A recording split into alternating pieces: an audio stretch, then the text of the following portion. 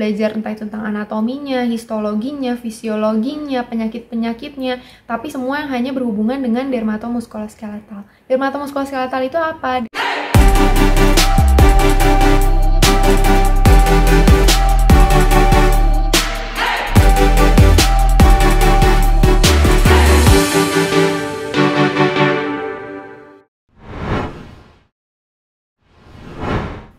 Halo semuanya, Assalamualaikum warahmatullahi wabarakatuh. Kenalin, namaku Azika Amara, bisa dipanggil Azika.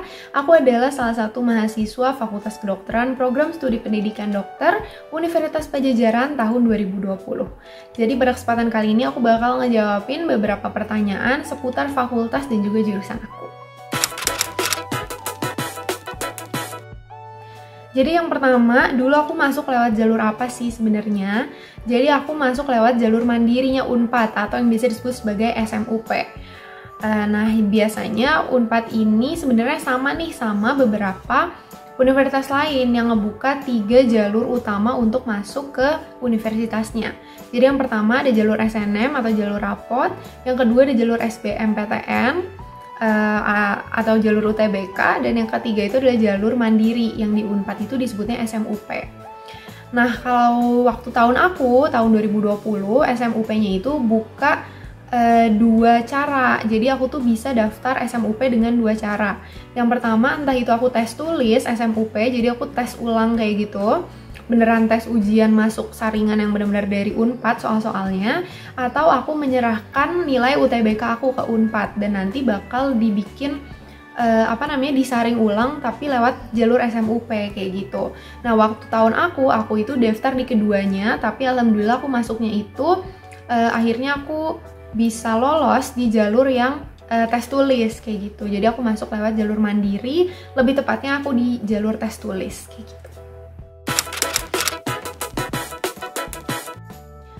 Lalu apa sebenarnya alasan aku memilih kuliah di jurusan yang bersangkutan? Aku punya cara untuk menentukan tujuan hidup aku ke depannya, yang ini juga aku pakai untuk menentukan aku itu pengen kuliah di jurusan apa. Jadi kalau kalian tahu ada yang namanya Ikigai nih. Ikigai itu adalah salah satu konsep yang dipegang sama orang Jepang untuk kita tuh bisa ngebantu diri kita sendiri untuk nentuin tujuan hidup kita.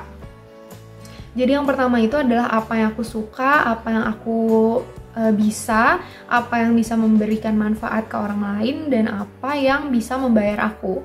Dan aku itu menemukan keseluruhan Ikigai aku itu di kedokteran ini. Jadi aku dari kecil aku suka belajar tentang, bukan belajar mungkin ya, aku suka nyari tahu tentang tubuh manusia.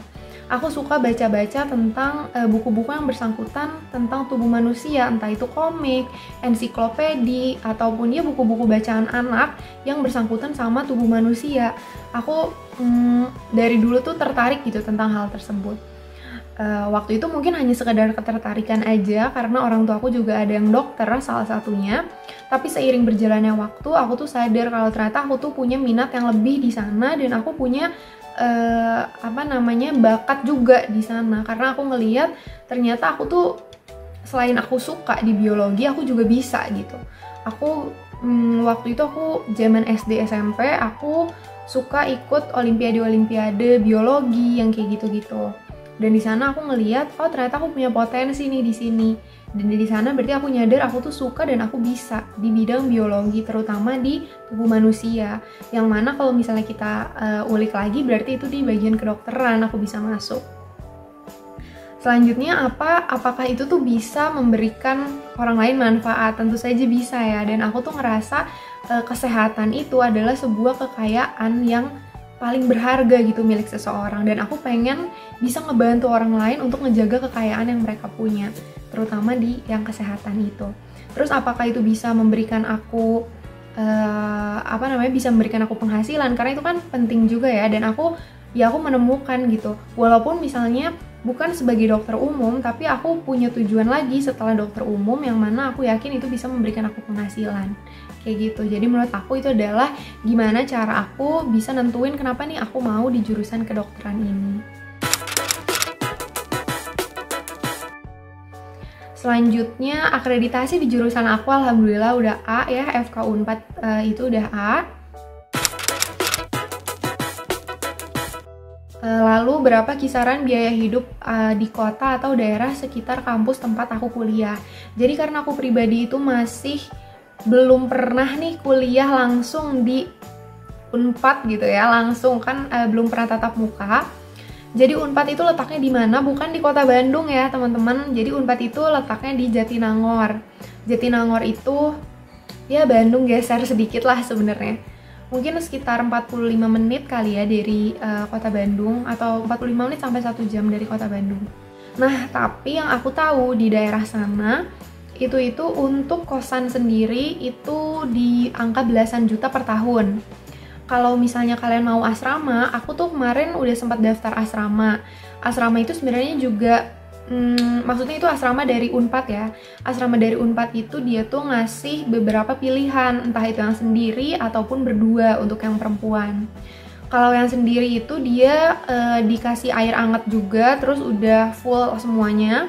Itu tuh di harga 23 juta per tahun. Aku nggak tahu apakah nanti tahun depan akan ada perubahan atau enggak. Tapi itu angka yang aku tahu. Untuk kosan di luar Unpad itu setahu aku sebenarnya harganya benar-benar beragam. Ada yang mulai dari 8 juta sampai 20 sekian juta, tapi menurut aku range tengahnya itu di antara angka 15 sampai 18 juta per tahun segitu. Untuk biaya makan sendiri yang aku tahu dari cutting aku itu sekitar 10 sampai 15 ribu per sekali makan.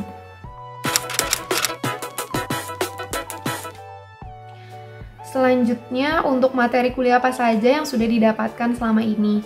Jadi aku itu baru beres semester 2.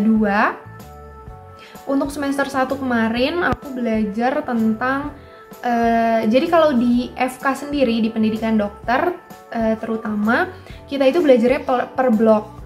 Jadi misalnya nih ada satu blok yang udah pernah aku pelajarin ya, yang terakhir aku pelajarin itu nama bloknya adalah dermatomuskuloskeletal. Nah, nanti di blok itu berarti kita tuh belajar ya udah hanya tentang dermatomuskuloskeletal aja kayak gitu. Nanti di sana kita belajar entah itu tentang anatominya, histologinya, fisiologinya, penyakit-penyakitnya, tapi semua yang hanya berhubungan dengan dermatomuskuloskeletal. Dermatomuskuloskeletal itu apa? Dermato itu kulit, muskolo itu otot, dan skeletal itu tulang. Jadi dermatomuskuloskeletal itu adalah kulit, tulang, dan juga otot. Lalu sebelumnya aku belajar tentang NBSS atau Neurobehavior Spatial Sense. Itu tentang saraf dan juga indera kita. Selanjutnya, maksudnya sebelum NBSS, aku belajar tentang HIS atau hematoimunologi sistem. Di situ aku belajar tentang darah dan juga imunologi. Dan untuk bab atau blok yang pertama banget, aku belajar tentang nama bloknya itu PPP atau People, Planet, and Prosperity. Itu lebih kayak dasar-dasar dari manusia dan juga keterkaitan antara kesehatan dengan bidang-bidang lain, karena itu juga penting.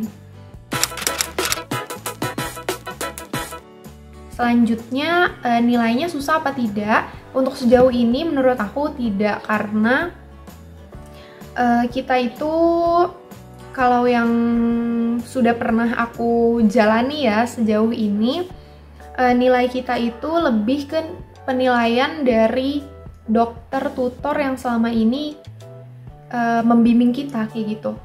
Jadi sebenarnya aku masih belum tahu pasti apakah nilai itu akan keluar dari nilai ujian secara yang kayak misalnya ada ujian pilihan ganda kayak gitu, tapi setahu aku nggak ada. Jadi nilai itu pure dari penguji waktu ujian. Jadi kita tuh bukan nilai apa ya, biasanya kan ada nilai yang mungkin disebutnya, jadi kayak kita ngisi soal kayak gitu ya, ini tuh nggak ada nilai dari sana. Jadi nilainya tuh bener-bener objektif gitu dari guru atau tutor kita. Dan menurut aku itu nilainya lebih mudah didapetin. Selanjutnya, apakah pemilihan peminatan? Adakah pemilihan peminatan?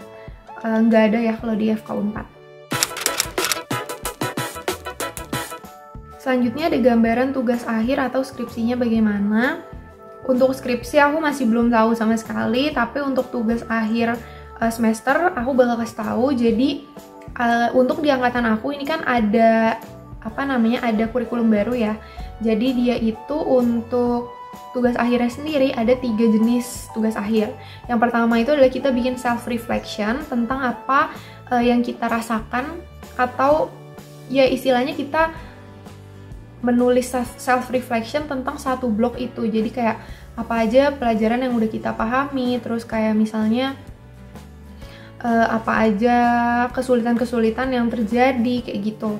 Terus habis itu tugas akhir yang kedua itu adalah namanya esai gagasan. Jadi kan di dalam satu blok itu kita tuh belajar tentang sebuah sistem. Nah nanti di akhir blok kita tuh bakal diminta untuk bikin gagasan dari permasalahan yang ada di sistem tersebut.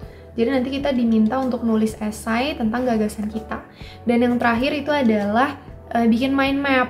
Nah nanti mind map ini yang akan dipresentasikan di depan dokter tutor dan juga peer tutor. Jadi nanti akan ada 2 penguji yang akan mendengarkan presentasi kita mengenai mind map. Nah mind mapnya itu tentang apa? Tentang apa aja yang udah kita pelajari di blok tersebut. Jadi kita akan mempresentasikan keseluruhan materi yang udah kita pelajari di blok tersebut. Dan nanti akan ditanya-tanya berdasarkan mind map kita.